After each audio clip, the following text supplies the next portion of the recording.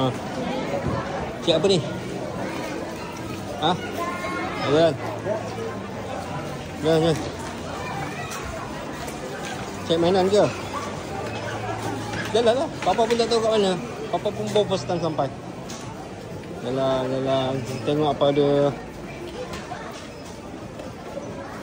So. Shopping apa ni? Shopping apa ni?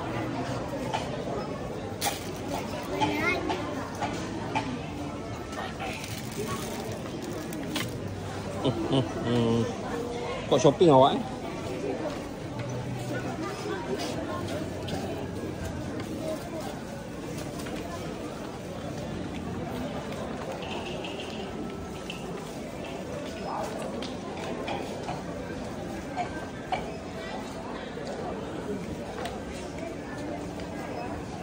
Itu apa? Plastik?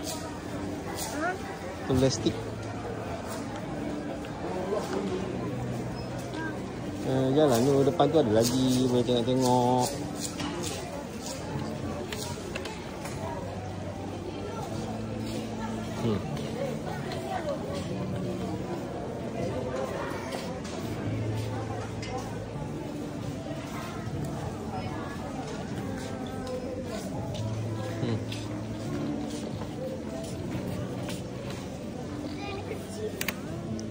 Kecil apa besar ni? Tak ada mainan. Sebab tak ada mainan. Pak rasa ada ni, cuba cari betul-betul. Mana? Tengoklah, Papa pun tak tahu. Loh, tengok perlahan-lahan. Kita ronda-ronda. So. Ni, ke bawah tu ada motor. Vespa. Tu? Hiasan. Ya ke?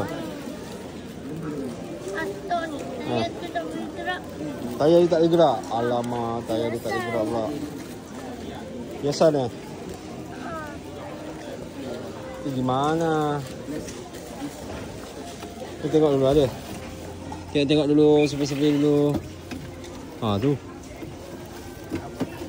Hiasan juga?